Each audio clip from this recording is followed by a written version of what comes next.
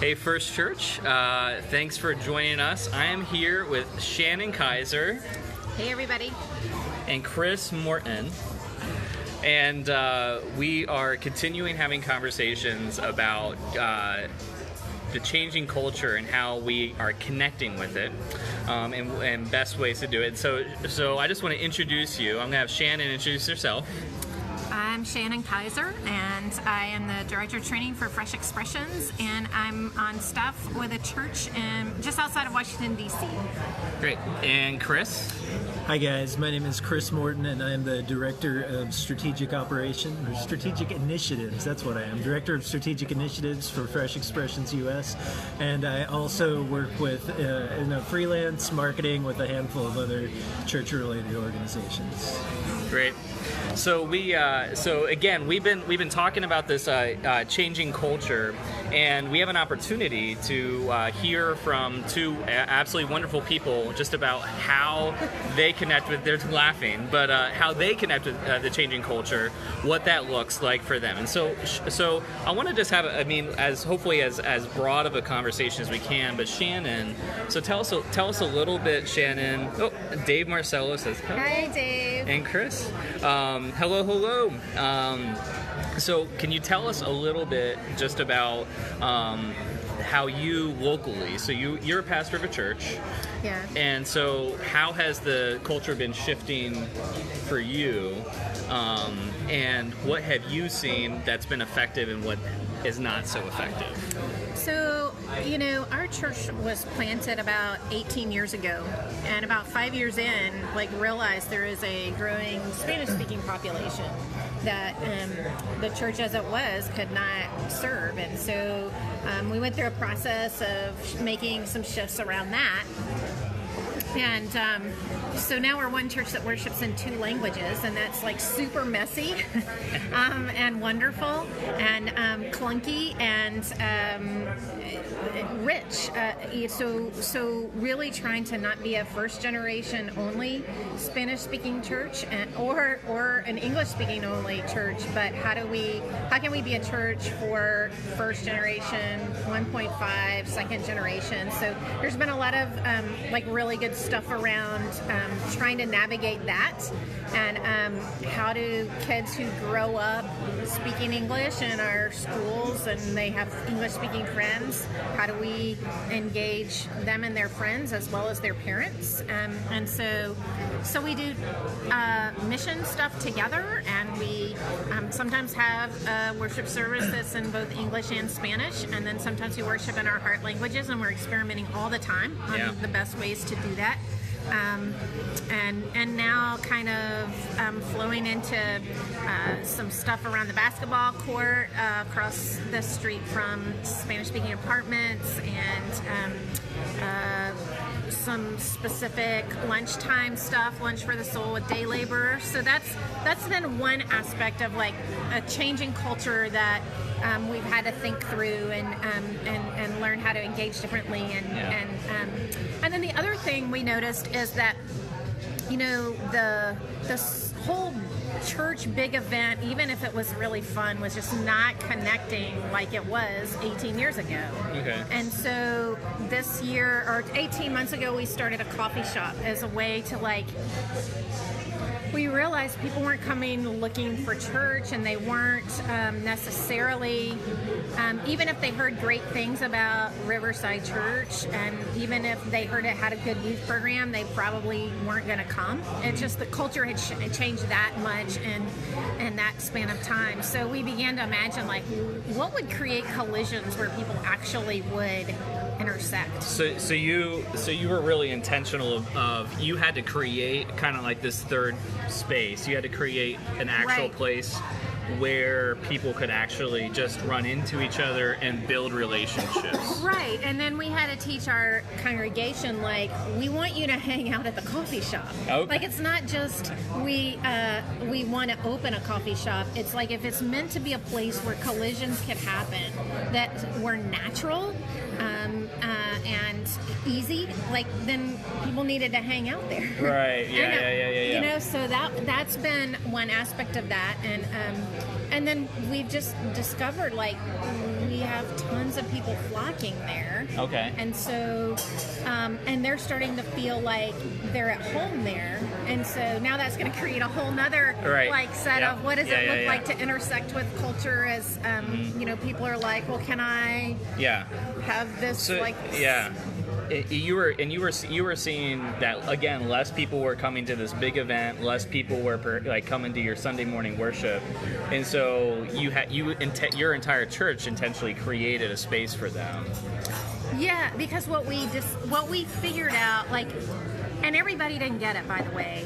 Everybody couldn't see that vision from the front end. But what we had to say was, okay, this is the trajectory. Like, this is the reality. Cultures change. This is what the numbers look like. And so we could keep doing the same thing that we've been doing, and it has some impact, right? Or we could begin to imagine what would be a radical shift, and how would that fit in with our community? Cool, great. Well, I'm going to shift over to Chris Morton. Chris can share a little bit more about what he does. Come on over here. So, Chris, tell us a little bit about yourself. So like I said before, I'm Director of Strategic Initiatives at Fresh Expressions, and that basically means when we have a new idea or a new opportunity, I help to try to get that from basically being an idea to being something that we're actually working on and sharing with other churches and helping them learn about. So how long have you been kind of in this work, not just necessarily just with Fresh Expressions, but how long have you been in the work doing this sort of thing? Yeah, so that's a hard question to answer. So when I was in college, I started a Xanga. Do you remember Xanga? I do remember. Yes. Early blogging platform. So that was like 20 years ago. And just kind of learned how to kind of have my thoughts out there in the internet about and so as I went through like seminary, I used not Xanga, but used kind of early adopter of some blog stuff and some Twitter and things like that to kind of hammer out what I was learning, especially in seminary. So about 6 years ago, in Austin, Texas, decided to join with a new church plant and help get that off the ground. And at the same time, we knew we were probably going to need to be bivocational, which means that we were going to get some money from the church and from the partners we were raising funds with, but we were also going to raise our own. And by the grace of God, a handful of friends asked if they could hire me to help them with their blog and Twitter and stuff like that. So I started out kind of my initial thing was, how do I figure out what these friends, what they're trying to do? And usually when you're doing something, say you're really good at something, you're probably not good at explaining it. And so my job was to figure out what they actually do and then help them create internet collateral that tells their story in ways that other people understand. Yeah, and so you've been working with communication with the internet for a long time. Can you tell us about even how quickly that has shifted? Can you just walk us through briefly the changes that you've seen just from the internet and online culture? Yeah, so I can think of, I'll give two examples.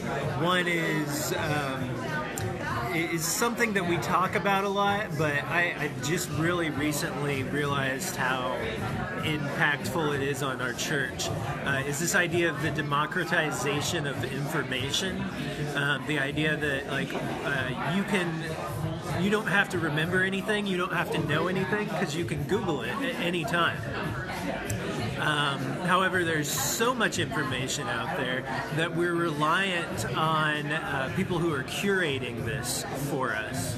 Now, it's always kind of been this way, except we had institutions that did the curation, and so what you know about God is what you would learn from the local church. But with, printing, sure, but even more with the internet, you have this democratization of this.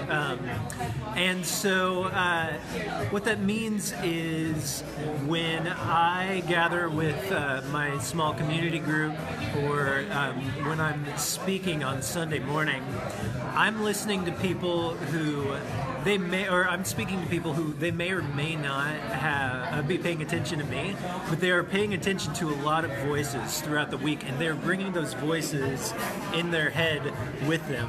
So I'm competing with whatever podcasts they listen to, whatever Twitter personality had a hot take on a political issue and shared about it and got everybody riled up, and things like that. So so there's this constant, you kind of have to be on your toes, and figuring out what other people are thinking, and not expect that they'll listen to you, or that they'll respect your opinion, because you're just one of so much information, right? And that's out there. And obviously that's different. Like, just that amount of information, the ability to interact with different people, that's just different than 20 years ago. Yeah. And who's been able to interact, and again, how much they listen. So is there anything that, like, even recently, that you're finding successful as far as engaging with the culture, especially in the lines of, we work at churches, we believe in Jesus, we love Jesus, and we desperately want to reach people with the good news of Jesus Christ. Is there anything that you are finding successful in your realms, either one of you, that is helping us do that better? So this is tricky for me, because even though I work with all this digital stuff, I'm like, in my heart, I'm a bit Amish, and I want us to just be on a farm and be building these farmhouses together and have relationships and interact. And part of that's because what I want, but part of it also is, like, the story of Scripture is Jesus becoming flesh, not 280 characters. Jesus living among us. And so I desperately want my life to be super involved daily, like Shannon was talking about, finding ways to interact with people. And I don't have to.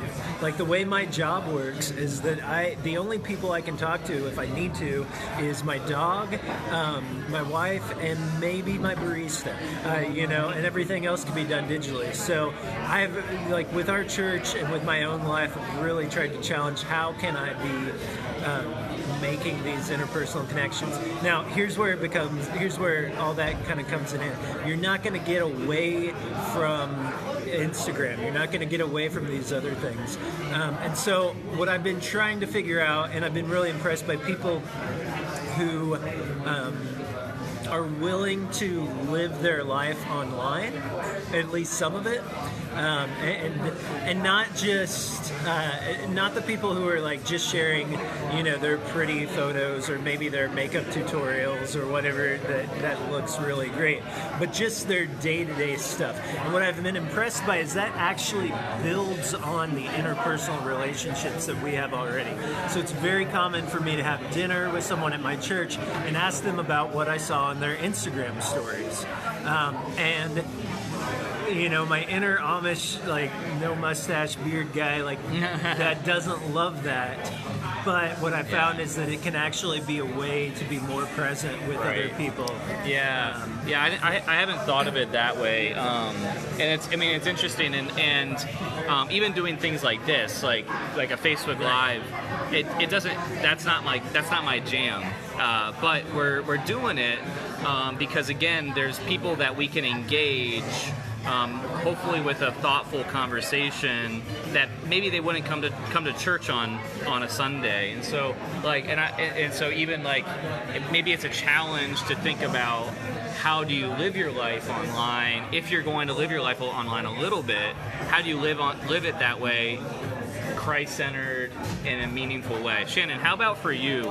Is there anything, just a question of, like, is there anything that you're finding in your context successful when we talk about connecting with people in these different ways, or connecting with culture as it's kind of shifting around us? Oh gosh, there's several things that are coming to mind. The first thing that comes to mind is that Washington D.C. is as polarized or more polarized than as the rest of the country, right? It's like talk about getting riled up by the latest Twitter thing. Like, that is where I live, and you're in Virginia. Yeah, barely. DC, yeah. So Barely. Shannon's in DC, Virginia area. Yeah. So, and because our church community itself, we have people across the political spectrum and that would see things totally different. And so one of the things that we have really found just as a cultural, if you're talking about the context we live in, it's about being right and being surrounded by the people who think you're right? That's our culture right now around us. And so what does it look like to cultivate a space where we say, how can you disagree and still love each other? Like, value the relationship more than winning the argument. And how can you cultivate spaces where you can actually have conversations and hear one another and love one another? And so, like I said, the messiness of like the crossover of languages and some of the realities that our upper middle class folks and our day laborers, like, those are two separate realities. And how do they get in the same at the same table over a meal and have like really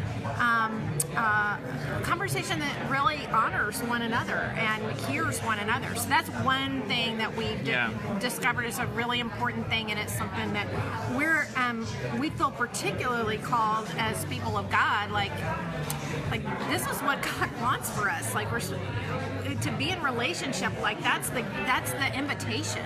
And so, how do we foster that above any ism? Yeah. So that's been one piece. I think another piece that we're learning is just how can we. What's the best way for me to describe this? So people have all kinds of perceptions about church people and what church is like, and really the collisions in the coffee shop.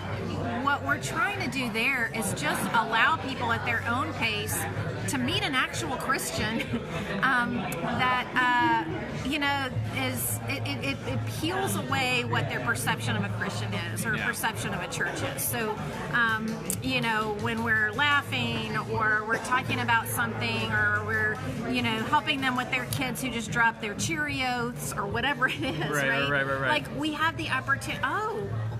That's what church is like. Well, that's what Christians are like. So, that doesn't look like what I thought it was going to look like. So we're just trying to break down perceptions, and that is just conversation by conversation. Right. Yeah.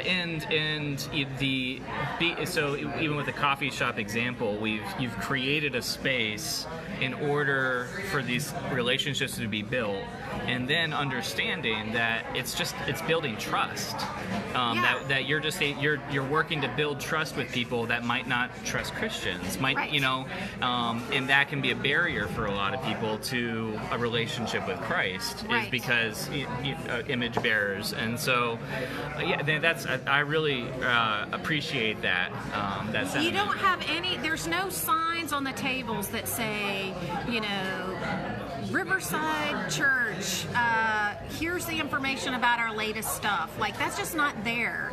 We want it to be a safe space for people to explore and discover. And if they want to step their toes in, they'll find their way to the worship space. Yeah. One of the things that I recently have kind of put out there is the thought that building community is actually a missional endeavor. That a lot of times when we think about mission work as Christians, we think about hammer and nail, we think about tutoring, we think about, good feeding the hungry, and I agree, those are missional endeavors. But I increasingly think that when we intentionally build a community, that is increasingly filling that human need of being in community, where once that was answered by Sunday morning, by church, by a lot of those dynamics, but now there's this online thing going on, like, where people don't have this community.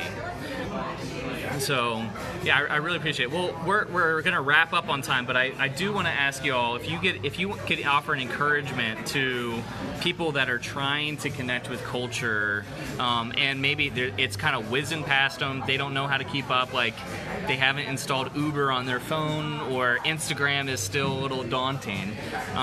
What encouragement would you have? We'll start with Chris. To someone that's trying to connect with culture. Yeah, so just to build on what you were just saying there, Mitch, about doing things, the value of building community, I would just encourage people to see what it is that they're doing with their digital lives that they can take offline.